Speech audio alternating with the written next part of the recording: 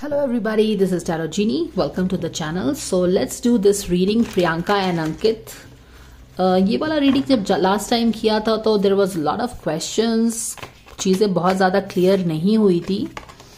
तो we will try to see if we can get some clarity on them with the permission of our spirit guides. ठीक है, तो first of all तो हम Priyanka and अंकित की एक छोटी सी रिलेशनशिप डायनामिक्स की reading. Okay, this reading is for this month September. Okay, so सितंबर में Priyanka and Ankit, let's see what is really happening in here. क्या हो रहा है इनके रिलेशनशिप में.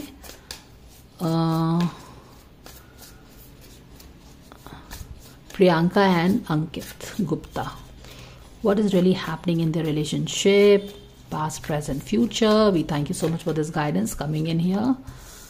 Okay.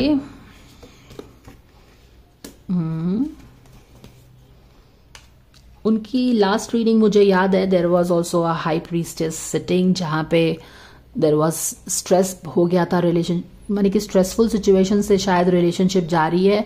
ये रीडिंग मैंने कुछ 10 दिन पहले किया था और वहां पे भी हाई प्रीस्टेस का कार्ड आया था जहां पे क्यों स्ट्रेस हो रहा है ये हमें पता नहीं चल रहा था, है ना. अभी भी अगर आप देखो तो यहां पे हाई प्रीस्टेस है और अभी रिलेशनशिप में उनके क्या हो रहा है अगस्त में, सॉरी सितंबर में. अगर यहां पे देखो तो रिलेशनशिप बैलेंस, थोड़ा सा बैलेंस करने की कोशिश कर रहे हैं. यानी कि 10 दिन पहले जो हमने अंकिता और प्रियंका की रीडिंग की थी, सॉरी अंकित और प्रियंका का रीडिंग किया था, उसमें क्या था कि सिचुएशन स्ट्रेसफुल है और कुछ क्लियर नहीं है, एज इफ कि कुछ चीजें हिडन है तो समझ में नहीं आ रहा है ना. बहुत ज्यादा स्कैटर्ड एनर्जी भी है, ये सारी चीजें हमें पता चल रही थी. अगर वो वाला रीडिंग आप देखोगे, जो जिस रीडिंग की मैं बात कर रही हूं जो 10 दिन पहले किया था, उस समय इनके रिलेशनशिप का जो एटीट्यूड था वो था 2 ऑफ पेंटिकल्स इन रिवर्स. यानी कि रिलेशनशिप में बैलेंस बिल्कुल भी नहीं था 10 दिन पहले.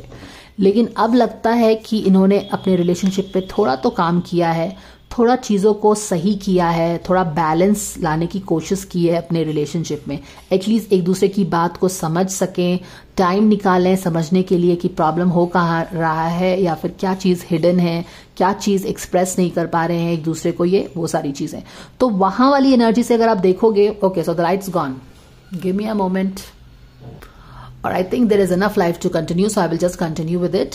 तो अगर आप 10 दिन पहले वाली रीडिंग से कंटिन्यू कंपेयर करोगे तो उस रीडिंग के कंपैरिजन में यहाँ पे इनकी एनर्जी में बैलेंस आया है. जिस तरह से लाइट आया है ना डार्कनेस के बाद, उसी तरह से यहाँ पे इन्होंने वर्कआउट किया है और रिलेशनशिप में बैलेंस आया है, which is a good thing, which is a movement towards positivity. तो ये तो बहुत अच्छी बात है. हालांकि यहाँ पे पेज ऑफ कप्स रिवर्स में है और हाई प्रीस्टेस अपोजिट है. ये दोनों ही रिवर्स्ड हैं. तो यस, बैलेंस तो आया है रिलेशनशिप में, विच इज वेरी गुड. कुछ तो इन्होंने काम किया है. हालांकि यहाँ पे पेज ऑफ कप रिवर्स में आके हमें यही बता रहा है कि कुछ चीजें अभी भी हैं page of cups, I mean relationship से रिलेटेड वहां पे, जैसे कि यू नो मोर लाइक कि रिलेशनशिप में कुछ चीजें हैं जो कि सॉर्टेड नहीं है. रोमांटिक रिलेशनशिप जो भी है इनका, उसमें चीजें कुछ सॉर्टेड नहीं है at a initial level. Okay, तो वहां पे मतलब कि मिलना जुलना, बातचीत करना, प्रैक्टिकल लेवल पे तो इन लोगों ने ये लोग बैलेंस लेके आ गए हैं रिलेशनशिप में, विच इज गुड. जैसे कि हंसी मजाक ये सब चीजें. लेकिन when it comes to emotional connect तो वहां पे कुछ अलाइनमेंट नहीं है. I hope you understand that, right. ये है कि ओके हम मिल रहे हैं, जुल रहे हैं, नॉर्मल चीजें कर रहे हैं, बट क्या इमोशनल लेवल पे भी ये अलाइनमेंट है. पहले तो यही अलाइनमेंट नहीं था, 10 दिन वाले रीडिंग में यही अलाइनमेंट नहीं था. लेकिन अब एटलीस्ट इनकी रिलेशनशिप प्रैक्टिकल लेवल पे अलाइंड है. मे बी एक दूसरे से मिल रहे हैं, बातचीत कर रहे हैं, वो सब चीज है. लेकिन इमोशनल लेवल पे अभी भी अलाइनमेंट नहीं है. कुछ चीजें हैं जो कि क्लियर होनी बाकी है और यहाँ पे ऐसा लग रहा है कि कुछ क्लैरिटी आ रहा है रिलेशनशिप में। जो यहाँ पे मिसअलाइनमेंट देख रहे हो ना, इमोशनल एक्सपेक्टेशंस हो सकता है, कुछ भी हो सकता है, रिलेशनशिप का need, expectations with each other हो सकता है जो कि मेट नहीं हो रहा है, और यहाँ पे क्या है कि उसी चीज में क्लैरिटी आ रही है। तो आप कह सकते हैं कि ये वो डार्कनेस है, माने कि डार्कनेस आप लोग कुछ ज्यादा सीरियस ले लेते हो, डिफरेंट ढंग से ले लेते हो। Let me rephrase it, it's more like you know, जो भी चीजें वर्कआउट नहीं हो रही है, एक इमोशनल कंटेंटमेंट नहीं मिल रहा है ना रिलेशनशिप को। जैसे कि अगर सिंपल शब्दों में बोलूं तो एक दूसरे को जो ये समझ नहीं पा रहे हैं, तो दे नीड टू, जैसे कि अगर आप देखो यहाँ पे ये इंसान का पैर यहाँ पे है, पैर ऊपर में है, यानी कि अलाइनमेंट नहीं है कुछ। तो ये जो अलाइनमेंट, मिसअलाइनमेंट अपनी रिलेशनशिप में फील कर रहे हैं, जो कि मिस्ट्री भी है काफी, लास्ट रीडिंग में भी काफी मिस्टीरियस थी, मिस्ट्री था, और कुछ चीजें समझ में नहीं आ रही थी, जिसके कारण स्ट्रेसफुल सिचुएशन भी बना हुआ था। अब क्या है, ठीक है, बोलचाल बातचीत हो रही है, आना जाना हो रहा है, खाना पीना साथ में हो रहा है, बैलेंस आ गया है।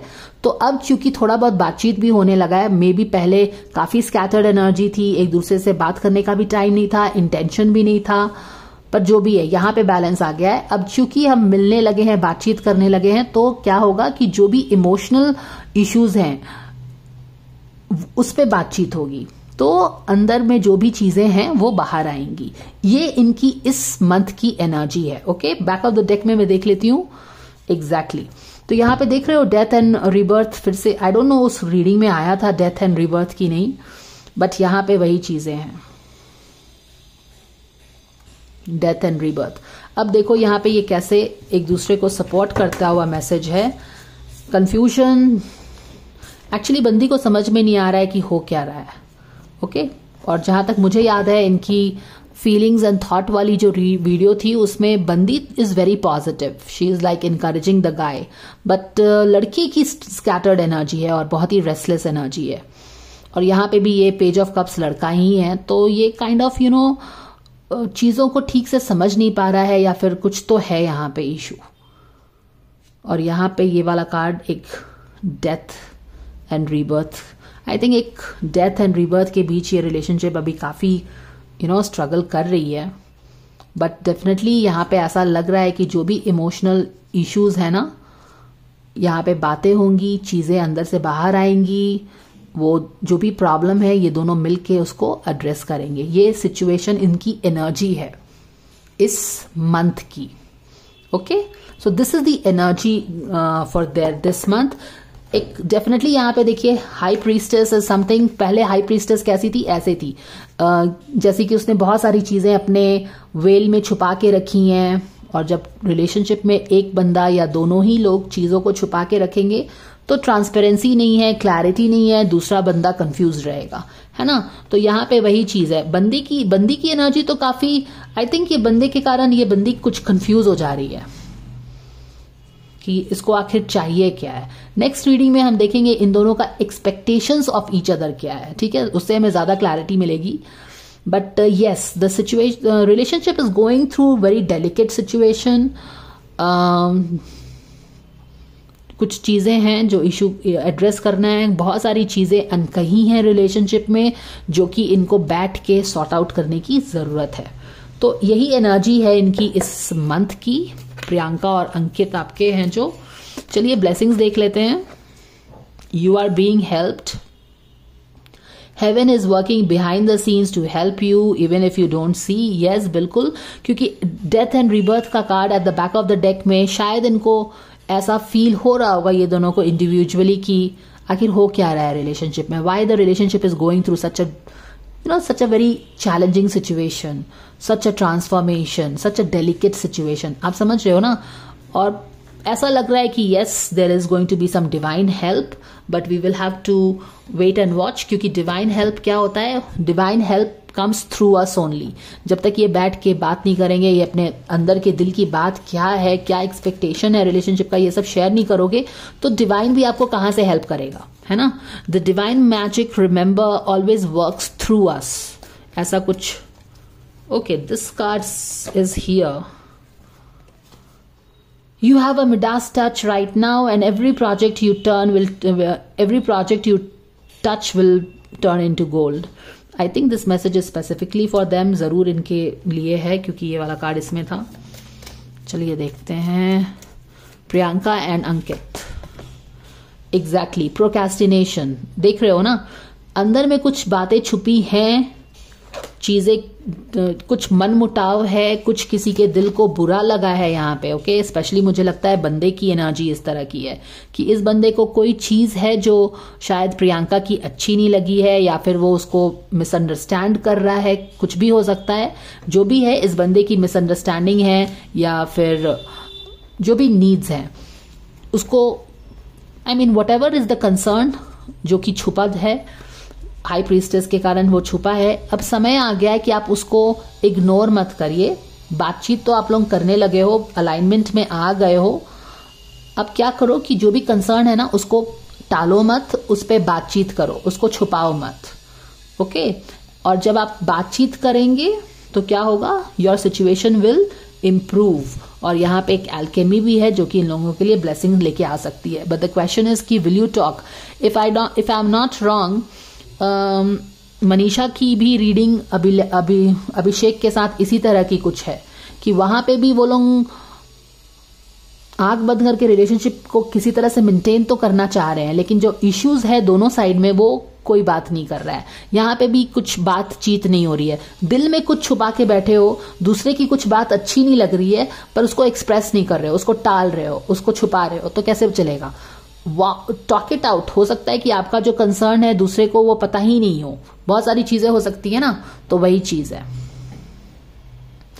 I think in this month I think 9 to 10 planets are retrograde, तो उसके कारण भी ये रिलेशनशिप में प्रॉब्लम्स हो सकता है ना। lot of planets are retrograding, guys. Okay, so this will show because of this you can feel intense emotions. यहाँ पे देख रहे हो ना, death and rebirth, feeling the intense emotions. even though बाहरी लेवल पे, सतह पे हर चीज ठीक लगती है, लेकिन अंदर में कुछ है जो कि सिमर कर रहा है, और जो सिमर कर रहा है तो उस पर बैठ के बात करने की जरूरत होती है। उसको टालने से तो काम नहीं बनने वाला है। And do remember, we are going through a very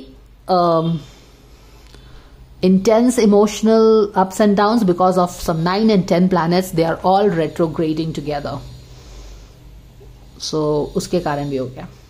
Let's check out their expectations of each other in the next video.